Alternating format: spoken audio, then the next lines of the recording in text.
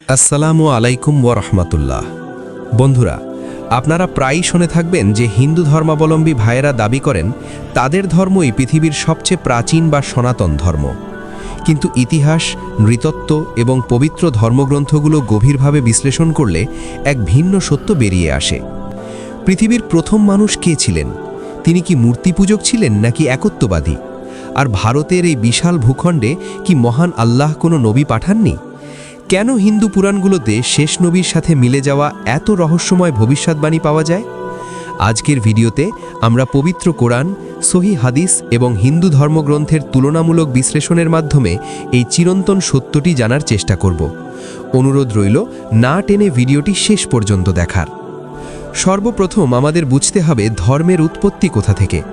মহান আল্লাহ পবিত্র কোরআনে ইরশাদ করেন, নিশ্চয়ই আল্লাহর নিকট একমাত্র মনোনীত ধর্ম হল ইসলাম। সূরা আলে ইমরান ১৯। পৃথিবীর প্রথম মানুষ হযরত আদম আলাইহিসসালাম কোনো মূর্তিপূজক ছিলেন না। তিনি ছিলেন আল্লাহর নবী এবং তিনি এক আল্লাহরই ইবাদত করতেন। অর্থাৎ মানবজাতির শুরুই হয়েছে তাওহীদ বা একত্ববাদ দিয়ে। তাই লজিক্যালি বা যৌক্তিকভাবে একত্ববাদী হল পৃথিবীর সবচেয়ে প্রাচীন ধর্ম। কিন্তু প্রশ্ন হল, তাহলে পৃথিবীতে মূর্তিপূজা বা বহু ঈশ্বরবাদ কিভাবে এলো? ইতিহাস এবং কোরআনের ব্যাখ্যা, তাফসীর থেকে জানা যায়, হে আমার সম্প্রদায়, আল্লাহর আনুগত্য করো, আমরা তোমার কথা শুনবো না। আফসোস তোমরা না বুঝেই অগ্রাহ্য করছো। হযরত নূহ আলাইহিসসালামের জাতির মাধ্যমেই পৃথিবীতে প্রথম মূর্তিপূজার প্রচলন ঘটে। হযরত আদম আলাইহিসসালাম এবং নূহ আলাইহিসসালামের মধ্যবর্তী সময়ে ৫ জন বিখ্যাত বুজুর্গ ব্যক্তি ছিলেন, যাদের নাম ছিল ওয়াদ, সুয়া, ইয়াগুস, ইয়াউক এবং নাসার। পবিত্র কোরআনের সূরা নূহ আয়াত ২৩-এ আল্লাহ তাদের নাম উল্লেখ করেছেন। যখন এই নেককার মানুষগুলো মারা গেলেন, তখন শয়তান সাধারণ মানুষকে ধোঁকা দিল। সে মন্ত্রণা দিল যে তোমরা যদি এদের মূর্তি বা ছবি বানিয়ে রাখো তবে ইবাদতে মন বসবে। শুরুতে মানুষ কেবল সম্মান দেখাত, কিন্তু কয়েক প্রজন্ম পর শয়তান তাদের বোঝালো যে তোমাদের পূর্বপুরুষেরা এদেরই পূজা করত। ব্যাস, এভাবেই এক আল্লাহর ইবাদত ভুলে মানুষ সৃষ্টি পূজায় লিপ্ত হল।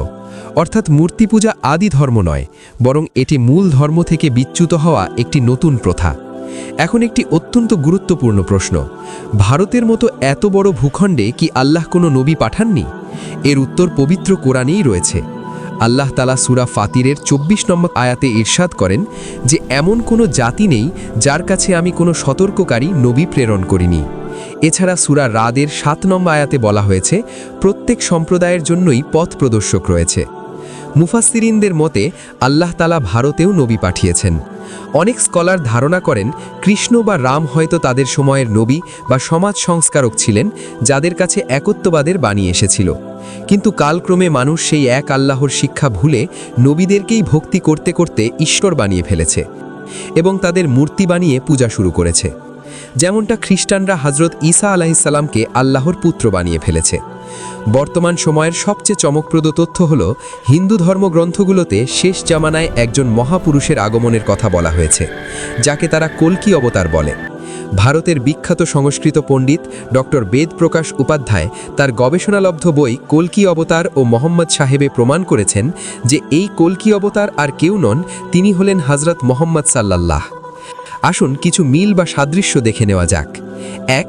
পুরাণে বলা হয়েছে কল্কি অবতারের বাবার নাম হবে বিষ্ণু যশ।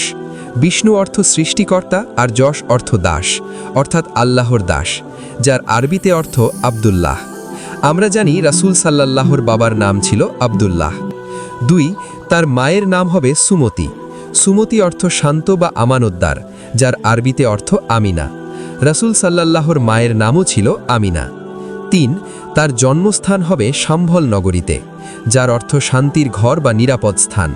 মক্কাকেও কোরআনে বালাদিল আমিন বা নিরাপদ নগরী বলা হয়েছে। ৪. তিনি শেষ যুগে কলিযুগে আসবেন এবং তরবারি হাতে অধর্মের বিনাশ করবেন। এই তথ্যগুলো প্রমাণ করে যে হিন্দু ধর্মের মূল কিতাবগুলোতেও একত্ববাদের এবং শেষ নবীর ইঙ্গিত ছিল, যা পরবর্তী সময়ে বিকৃত হয়ে গেছে।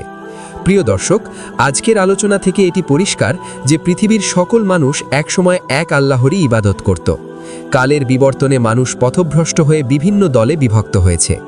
আজকের হিন্দু ভাই বোনেরাও মূলত হজরত আদম আলাহিসাল্লামের সন্তান এবং শেষ নবী হজরত মোহাম্মদ সাল্লাল্লাহুর উম্মতের অন্তর্ভুক্ত যদি তারা সত্য গ্রহণ করেন। জান্নাত কোনো বংশগত অধিকার নয়, এটি কেবল ঈমান এবং একত্ববাদের উপর নির্ভরশীল। মহান আল্লাহ সূরা আল ইমরানের ৮৫ নং আয়াতে সতর্ক করে বলেছেন, যে ব্যক্তি ইসলাম ছাড়া অন্য কোনো ধর্ম তালাশ করে কশমিনকালেও তা গ্রহণ করা হবে না এবং আখিরাতে সে হবে ক্ষতিগ্রস্ত। তাই আমাদের উচিত ধর্মের নামে বিভেদ না করে সত্যের অনুসন্ধান করা এবং এক আল্লাহর পতাকা তলে ফিরে আসা। আল্লাহ আমাদের সবাইকে সঠিক বুঝ দান করুন, আমিন। ভিডিওটি ভালো লাগলে লাইক দিন এবং শেয়ার করে সত্য প্রচারে শরিক হন। ইসলাম ও বিজ্ঞান নিয়ে এমন আরও ভিডিও পেতে আমাদের চ্যানেলটি সাবস্ক্রাইব করে বেল আইকনটি প্রেস করুন। দেখা হবে পরবর্তী ভিডিওতে। আসসালামু আলাইকুম।